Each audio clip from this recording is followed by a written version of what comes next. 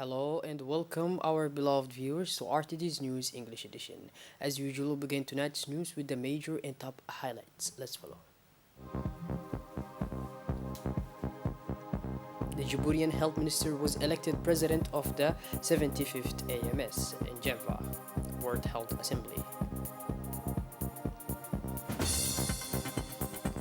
The Minister and the economic actors visit the cement factory in Ali Sibeh.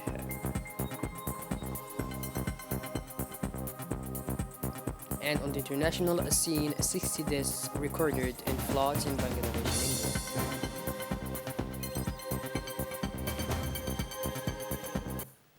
Those were our top major highlights. Welcome back to our newsroom, our beloved viewers. The Minister of Health, Dr. Ahmed Robli, continues his mission to Geneva as part of his participation in the 75th World Health Assembly. This important annual meeting for global health is held in person for the first time since the beginning of the COVID-19 crisis.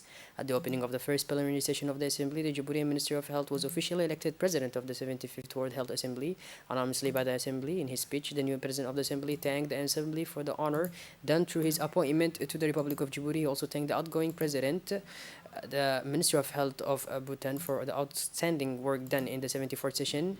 Dr. Ahmed Robli then quickly assumed his role as a chairperson of the session by appointing the vice chairpersons of the Assembly. He also specified the modalities of operation of the plenary session, the Bureau of the Assembly, and clarified some points of the rules of procedures. This is necessary to ensure the smooth running of the World Health Assembly, which will be held at the Palace of the Nations in Geneva until May 28th, 2022.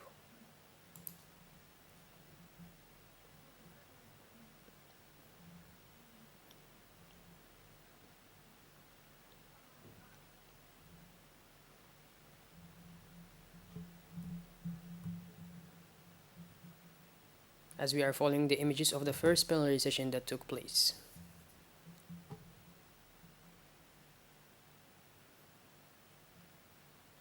As part of the promotion and enhancement of local products, the Minister of Economy and Finance, Mr. Ilyas Moussa Dawale, accompanied by economic actors of the construction center, went to Ali Sibeh to visit the national flagship of the Asajog region, the cement factory. Upon his arrival, the minister was welcomed by the acting director general of the cement factory, Mr. Ibrahim Hassan Mohammed, accompanied by his staff, but also the prefect and the president of the regional council. During his visit, the minister and the delegation reviewed the different phases of this gigantic industrial complex, from the crusher of the raw material to the workshop bagging cement through the homogenization cells, hoppers, mills of slurs, storage cells, the control room, the preheating tower of the Eclane, and the many other places lost of this huge complex. The minister and the big traders of the republic were interested, without sparing the entire process leading to the obtaining of the previous powder, that is, the cement. They had the pleasure to walk through the land on which this plant is buried, walking the long corridors, taking the stairs and winding roads, and cramped while collecting explanations from the person in charge of the place and the heads of the sections and services. For long hours, the Ministry of Industry and his guests have let no detail escape them until their arrival at the workshop of bagging. After this visit, which is a real success, the minister with the general manager of the cement factory talked with the economic actors of the country. The idea was to sell, but also enhance the local products, in this case the cement produced in Djibouti, instead of importing. In other words, to promote and give a sense of commitment to make this local production a powerful vector of economic development across the board. The head-to-head has allowed all to be on the same wavelength and combine a collective awareness, citizen, and support a real political will, that is to enhance the national production, that is the Djiboutian cement, to accompany the spirit of economic citizens.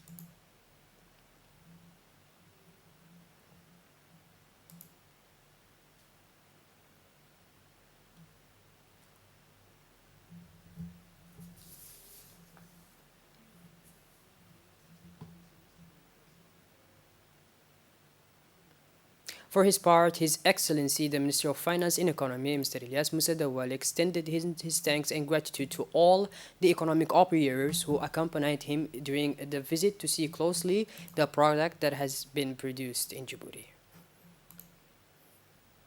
U.S. Ambassador Mr. Brett Jonathan and the acting Minister of the Interior officially launched today the company's new U.S. aid-funded project at the Sheraton Hotel. The ceremony was attended by the Minister of Decentralization, the Minister of Women and Family, and other state officials. The four-year, $10 million project is designed to strengthen partnership between regional council leaders and local communities, helping civil society organizations create the civic space and legal frameworks they need to function effectively.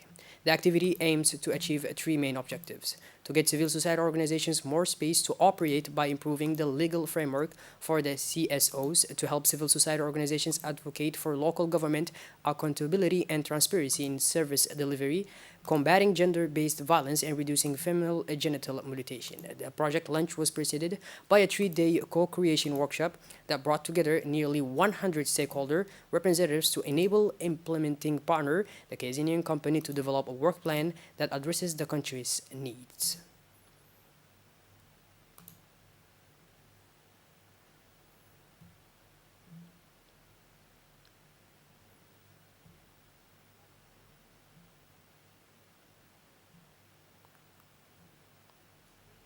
In his remarks, the U.S. Ambassador Mr. Brad Jonathan said that the United States supports the government of Djibouti's vision for participatory governments.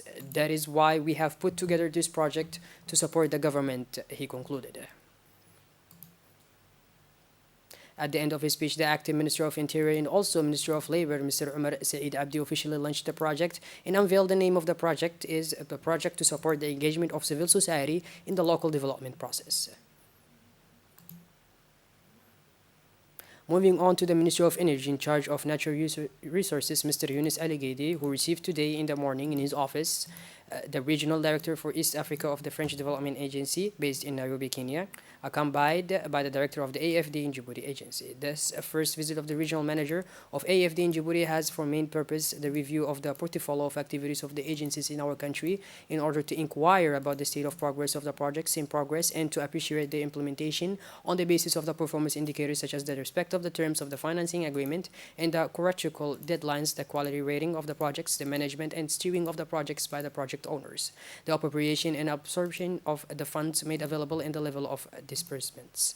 The meeting, which took place in a warm atmosphere, was an opportunity for both parties to discuss their projects currently under investigation in the energy sector, in particular the CDJ 1106 project for energy efficiency and administrative buildings, among the 10 buildings that will benefit from an energy renovation program, and the ministerial complex, the headquarters of the public organizations and schools, health and sport facilities. The ministry in charge of decentralization has sent a large delegation to participate in the ninth edition of the African Summit, which is being held in Kisumu, Kenya from 17 to 21 May 2022. The theme cohesion for this summit is the rules for immediate cities in Africa for the implementation of the 2030 Agenda of the United Nations and the 2063 Agenda of the African Union, which explains the organization of this great event for the first time is an intermediate city. The African Summit, placed under the auspices of the UCLG, dealt with several topics including how to enlighten, nourish and improve the quality of life, how to develop economic activities and employment, and the contribution to integration in African unity. Workshops but also side sessions were set up on the development and strengthening of capacities of the African Union. Workshops and also sessions, access to sustainable energy, promoting public-private partnerships, are also the place of circular economy and waste management in the ecological transition of cities. All topics that the ministry in charge of decentralization has placed as a priority in its roadmap. A remarkable and beneficial participation for the development of decentralization here in Djibouti. Within the framework of the support project for the realization of socio-economic infrastructures and the promotion of economic activities in the region, the Djibouti Social Development Agency, accompanied by the African Bank, carried out a visit to supervise the activities and works of the project in the regions of Tajura.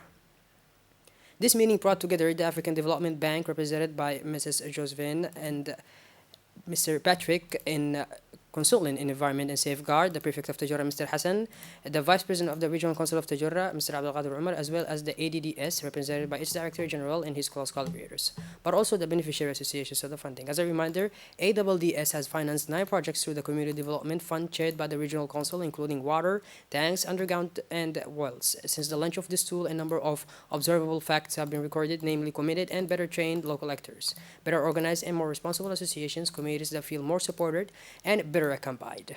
This exchange meeting was punctuated by moving testimonies from households that have benefited from electrification, but also from women who have received training on farming techniques and agricultural kits. The leaders took turns to speak, congratulating the association for the efforts they have made to obtain the latest results.